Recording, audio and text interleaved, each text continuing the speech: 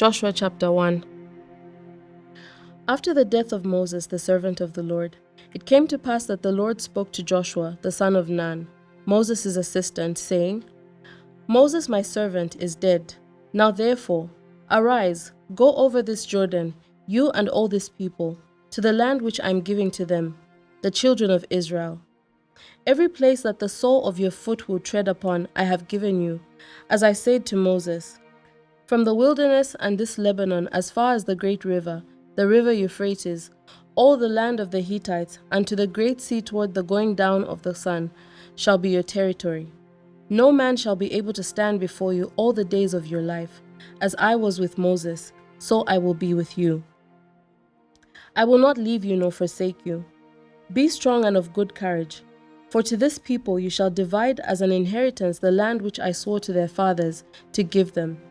Only be strong and very courageous, that you may observe to do according to all the law which Moses my servant commanded you. Do not turn from it to the right hand or to the left, that you may prosper wherever you go. This book of the law shall not depart from your mouth, but you shall meditate in it day and night, that you may observe to do according to all that is written in it. For then you will make your way prosperous, and then you will have good success. Have I not commanded you? Be strong and of good courage. Do not be afraid, nor be dismayed, for the Lord your God is with you wherever you go.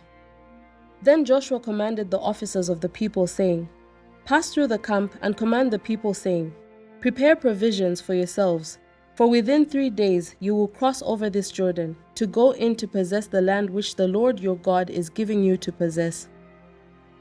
And to the Reubenites, the Gadites, and half the tribe of Manasseh, Joshua spoke, saying, Remember the word which Moses, the servant of the Lord, commanded you, saying, The Lord your God is giving you rest and is giving you this land. Your wives, your little ones, and all your livestock shall remain in the land which Moses gave you on this side of the Jordan.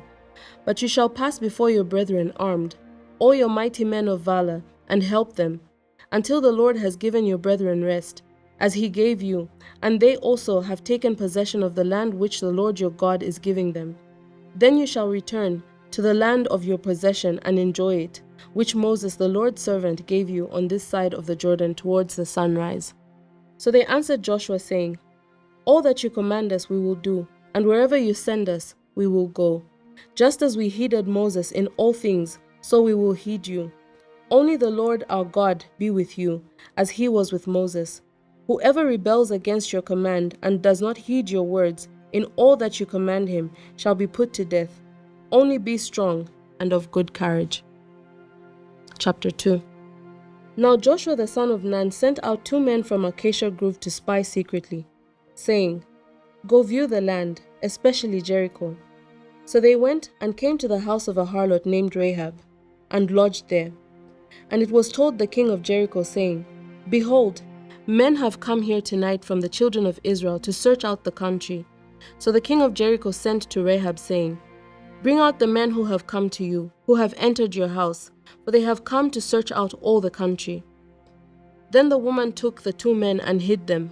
So she said, Yes, the men came to me, but I did not know where they were from. And it happened as the gate was being shut, when it was dark, that the men went out. Where the men went I do not know.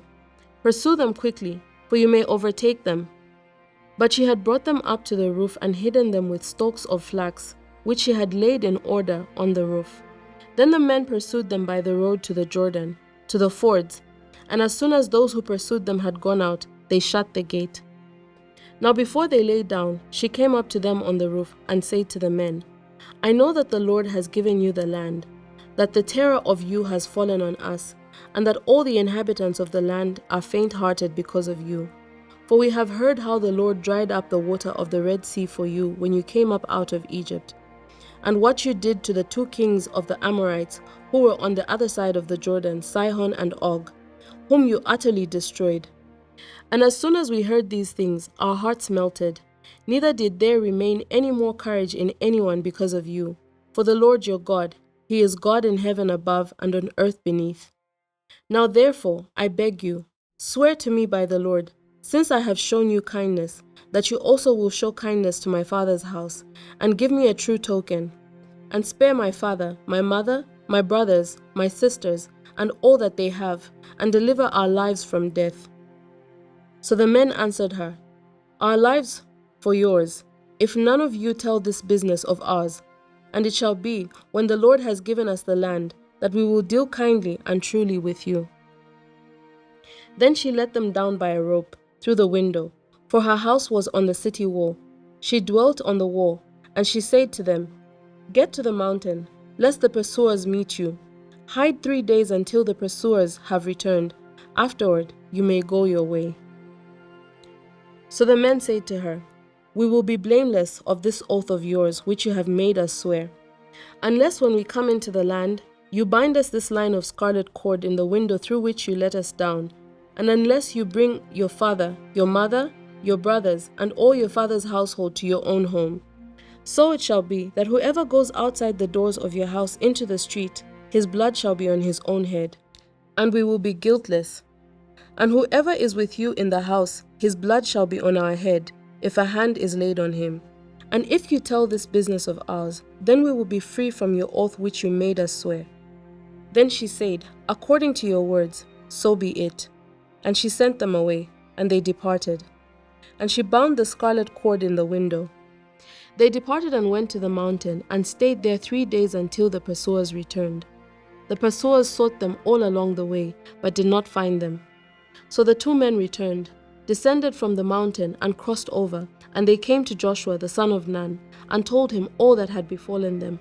And they said to Joshua, "Truly the Lord has delivered all the land into our hands, for indeed all the inhabitants of the country are faint-hearted because of us." Chapter 3. Then Joshua arose early in the morning, and they set out from Acacia Grove, and came to the Jordan, he and all the children of Israel, and lodged there before they crossed over. So it was, after 3 days, that the officers went through the camp, and they commanded the people, saying, "When you see the ark of the covenant of the Lord your God, and the priests, the Levites, bearing it, then you shall set out from your place and go after it. Yet there shall be a space between you and it, about 2,000 cubits by measure. Do not come near it, that you may know the way by which you must go, for you have not passed this way before." And Joshua said to the people, "Sanctify yourselves, for tomorrow the Lord will do wonders among you." Then Joshua spoke to the priests, saying, "Take up the ark of the covenant and cross over before the people."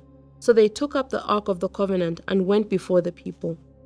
And the Lord said to Joshua, "This day I will begin to exalt you in the sight of all Israel, that they may know that, as I was with Moses, so I will be with you. You shall command the priests who bear the ark of the covenant, saying, When you have come to the edge of the water of the Jordan, you shall stand in the Jordan." So Joshua said to the children of Israel, "Come here, and hear the words of the Lord your God."